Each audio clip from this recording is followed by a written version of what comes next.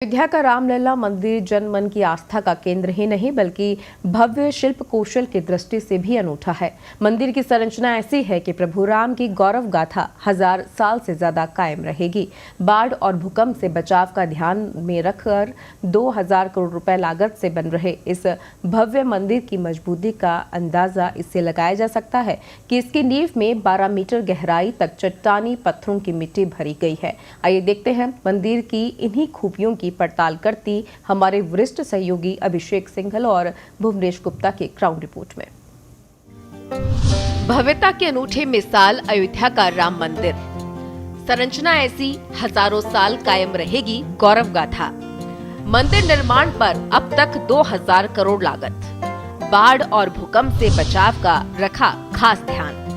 नींव में 12 मीटर गहराई तक चट्टानी पत्थरों की मिट्टी। 250 स्तंभ, प्रत्येक में 16 देवताओं की मूर्ति।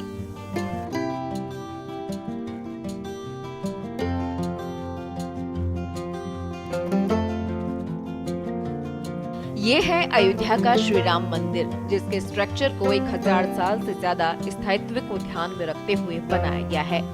ये 6.4 रिक्टर स्केल तक के भूकंप को आसानी से झेल सकेगा। बाढ़ की स्थिति में भी निर्माण टिका रहेगा।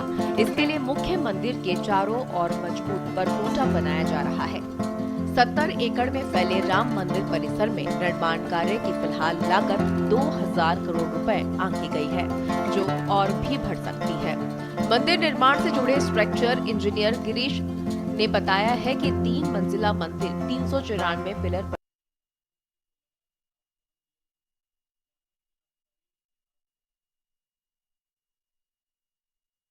टिका होगा। भूतल का निर्माण हो चुका है, अब केवल फिनिशिंग होना बाकी है, जबकि पहली मंजिल का 65% काम हुआ है। गर्भगृह के बाद मंदिर परिसर का पूरा काम करीब 2 साल में पूरा होगा। इसमें कॉरिडोर, विशेष ब्लॉक, एसटीपी सहित काम शामिल है। मंदिर निर्माण नागर शैली में शास्त्रों के अनुसार किया गया है। जय श्री राम। यह मंदिर पूरी जिस भूमि पे है, ये 70.5 एकड़ की जमीन है। उसमें से जहाँ परकोटा, जहाँ पर हम अभी इस वक्त खड़े हैं, तो ये परकोटा करीबन 8.5 एकड़ परकोटा का क्षेत्रफल है। उसमें बीच में जो मंदिर है वो आप देख रहे हो, और ये मंदिर का हमारे बाएं तरफ जो है पूरा वहाँ से प्रवेश है, और आखिरी में बिल्कुल हमारे दाएं तरफ वहाँ पर जो आपको एक ध्वज दिख रहा है, वही है वो जगह जहाँ पर रामलला की मूर्ति जो है वो गर्भगृह में विराजमान होगी। ये पश्चिम का छोर है। तो ये ऐसा मंदिर है। ये मंदिर का ग्राउंड फ्लोर का जो है वो कंस्ट्रक्शन पूरा हो चुका है। फर्स्ट फ्लोर का काम भी 2/3 से ज्यादा पूरा हो चुका है। और ये मंदिर जो है, मैं कहूँगा उस दृष्टि से देखें तो लगभग अबाउट 60 to 70% जो है वो मंदिर का पूर्ण काम हो चुका है। मगर ग्राउंड फ्लोर का 100% हुआ है, फर्स्ट फ्लोर का 60 to 70% काम हुआ है। तो इस दृष्टि से मंदिर जो है वो रेडी है। ये 2 अलग अलग जगहों पे है। जो मंडप की बात मैं कर रहा हूँ, वो इस मंदिर का एक अंतर्भूत भाग है। ये मंदिर जो है, ये इसकी नागर शैली जो है, उसमें ईश्वर की उपासना करने के अलग अलग स्वरूप है। जैसे नवधा भक्ति आपने नाम सुना होगा, तो नवधा भक्ति ये भक्ति का प्रकार है। उसमें नृत्य सेवा है, गायन सेवा है, उसके बाद में ये ललित कला के माध्यम से सेवा होती है। तो उसमें से जो नृत्य सेवा है वो पहले मंडप में होती है, ये इसलिए इसका नाम है नृत्य मंडप। दूसरा जो है वो रंग मंडप है। मंदिर के निर्माण में राजस्थान के बंसी पहाड़पुर के पत्थर का इस्तेमाल किया गया है। ये पत्थर गुलाबी रंग का है और सैंड स्टोन का है।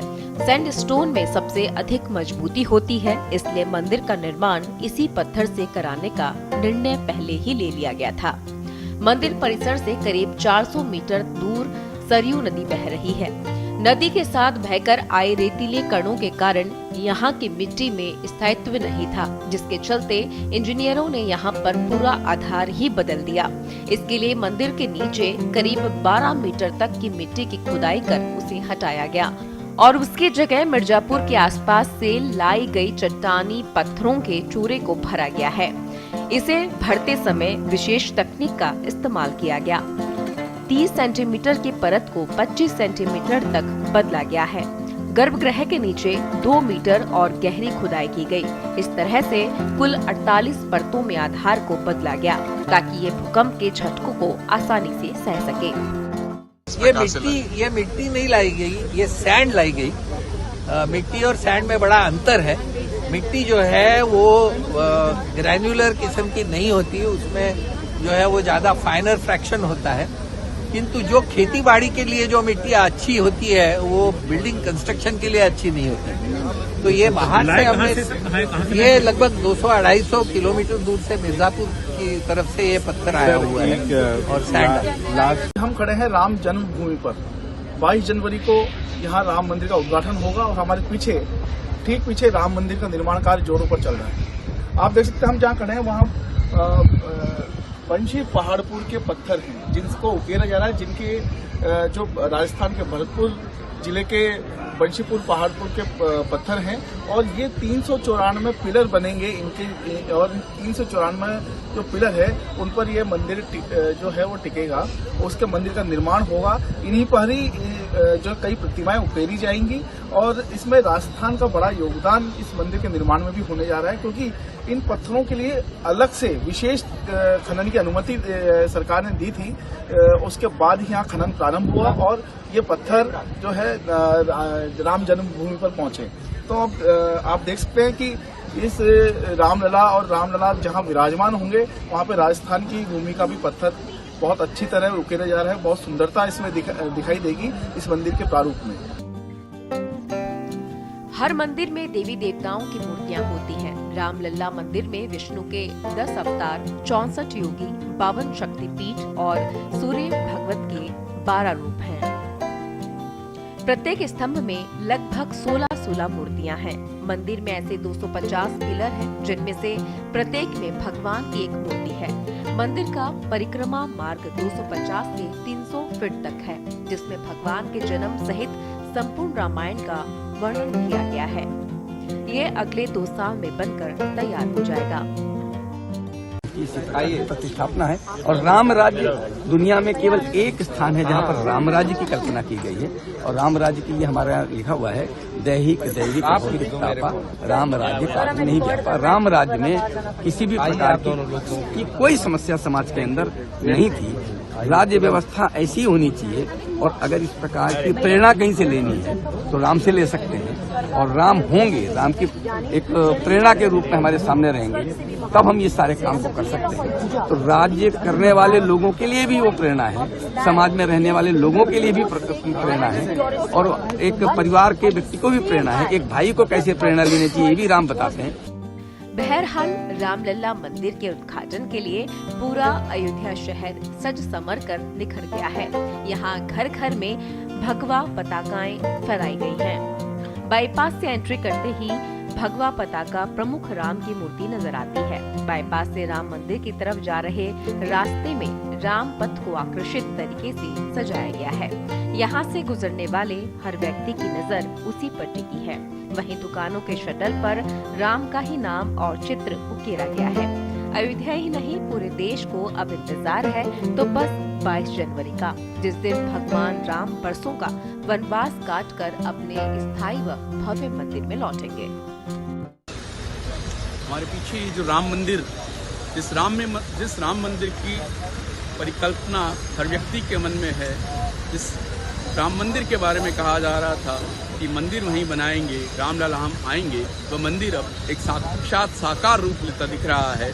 22 जनवरी को प्रधानमंत्री नरेंद्र मोदी और राष्ट्रीय स्वयंसेवक संघ के प्रमुख मोहन भागवत इसका उद्घाटन करेंगे। उनके साथ और भी लोग होंगे, जिनमें राज्यपाल आनंदीबेन पटेल और उत्तर प्रदेश के मुख्यमंत्री योगी आदित्यनाथ भी होंगे।